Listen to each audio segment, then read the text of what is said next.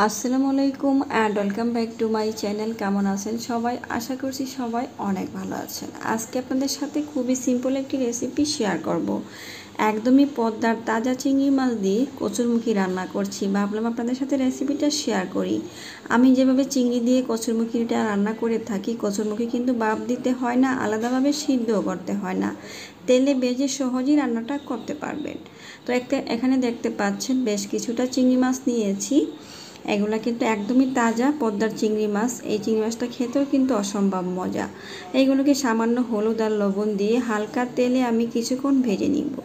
এইভাবে ভেজে রান্না করলে চিংড়ি মাছ থেকে খুব সুন্দর স্মেল বের হয়। যে কোনো রান্নায় যদি আপনারা এইভাবে ভেজে করে থাকেন সেটা কিন্তু খেতে বেশি ভালো লাগে। অনেকেই আবার চিংড়ি মাছটা কষিয়েও রান্না করে থাকেন।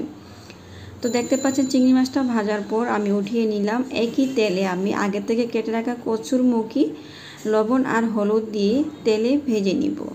এইভাবে তেলে ভেজে রান্না করলে কচুরমুখী যে পিছলে পিছলে একটা ভাব থাকে বা আঠালো থাকে, সেই জিনিসটা অনেকটাই কমে যায় আর খেতে একদমই আলুর মতো লাগে। খুবই মজা হয় এই রান্নাটা। তো আমি এই কচুরমুখীগুলো চুলা কমিয়ে রেখে ভালোভাবে লাল করে ভেজে নিচ্ছি। যখন এরকম ভাজা হয়ে যাবে দেখতে পাচ্ছেন কচুরমুখিতে যে একটা পিছলে ভাব থাকে সেটা দেখতে পাচ্ছেন অনেকটাই কমে গিয়েছে আর অল্প সময়ে সিদ্ধ হয়ে যায়। আপনারা ঠিক এইভাবে রান্না করে দেখতে পারেন। তো কচুরমুখিটা নামিয়ে নিয়ে পরিমাণ মতো তেল দিয়েছি, তারপরে দিয়ে দিচ্ছি এখানে কিছুটা পেঁয়াজ কুচি, স্বাদ মতো লবণটাও আমি দিয়ে দিচ্ছি। পেঁয়াজের সাথে লবণটা যদি আমরা তাড়াতাড়ি ব্যবহার করি সেক্ষেত্রে পেঁয়াজটা অল্প সময়ে লালচে কালার চলে আসে আর নরম হয়ে যায়। দেখতে পাচ্ছেন কতটা অল্প সময়ে ভাজা হয়ে গেল। এবার এখানে 1 টেবিল চামচ পরিমাণ আদা রসুনের বাটা ব্যবহার করছি। সামান্য পরিমাণ আমি এবার পানি দিয়ে দিব, মশলাটা যেন পুড়ে না যায়। এবার আমি এখানে গুঁড়া মশলাগুলো ব্যবহার করছি।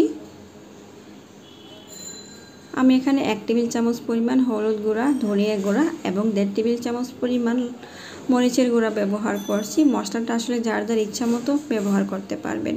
তো যাদের কাছে আমার রেসিপিটা ভালো লাগবে অবশ্যই লাইক করে দিবেন, আর নতুন হয়ে থাকলে আমার পেজে অবশ্যই ফলো করে রাখবেন, আমার ইউটিউব চ্যানেলটাও সাবস্ক্রাইব করে দিবেন। তো দেখতে পাচ্ছেন এই মশলাগুলো দেওয়ার পর ভালোভাবে তেলের সাথে একটু কষিয়ে নিতে হবে যেন কাঁচা গন্ধ না থাকে। রান্নাটা যতই সাধারণ হোক না কেন, আপনি যদি মন থেকে ভালোবেসে রান্না করে থাকেন আর সঠিক নিয়মে করতে পারেন, একদম সাধারণ রান্নাও কিন্তু অসম্ভব মজা হয়ে থাকে। তো আগে থেকে ভেজে রাখা চিংড়ি মাছটা দিয়ে দিলাম। দেওয়াতে দেখতে পাচ্ছেন কালারটাই একদম চেঞ্জ হয়ে গিয়েছে, মাশাআল্লাহ খুব সুন্দর ইয়ামি লাগছে দেখতে। এবার আগে থেকে ভেজে রাখা কচুরমুখিটাও দিয়ে দিয়েছি। ভালোভাবে মশলার সাথে 2 থেকে 3 মিনিটের মতো কষিয়ে নিব। এই কচুরমুখী রান্না করতে কিন্তু খুব বেশি সময় লাগবে না। এবার ঝোলের জন্য পানি দিয়ে দিব। কচুরমুখী সাধারণত আমি ঝোল করে রান্না করে থাকি, একটু বেশি পরিমাণে ঝোলটা ব্যবহার করি, আমার কাছে ভালো লাগে। আপনারা চাইলে কম পরিমাণও ব্যবহার করতে পারবেন, কোনো সমস্যা নাই।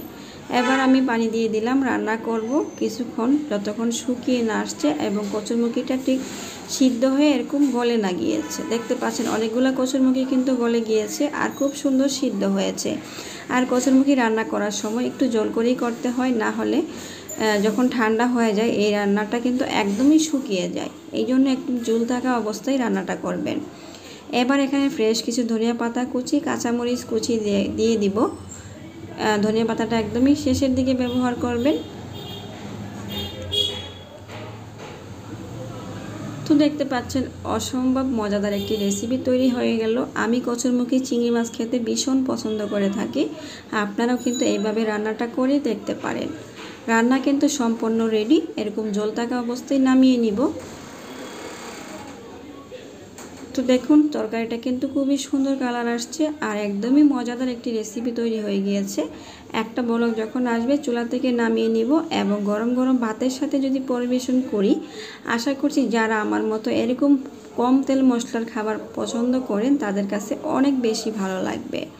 তো আমি বাটিতে নিয়ে নিচ্ছি। এবার গরম গরম ভাতের সাথে আমার পছন্দের রান্নাটা আমি শেয়ার করেছি। তো পরিবারের সবাই তো অনেক পছন্দ করেছে, আপনারাও ট্রাই করে দেখবেন। এইভাবে কচুরমুখী রান্না করে খেতে কিন্তু অনেক বেশি মজা হয়ে থাকে। আজকের মতো বিদায় নিব, আবারও এরকম মজার কোনো রেসিপি নিয়ে চলে আসবো। ভালো থাকবেন সবাই, সুস্থ থাকবেন, আল্লাহ হাফিজ।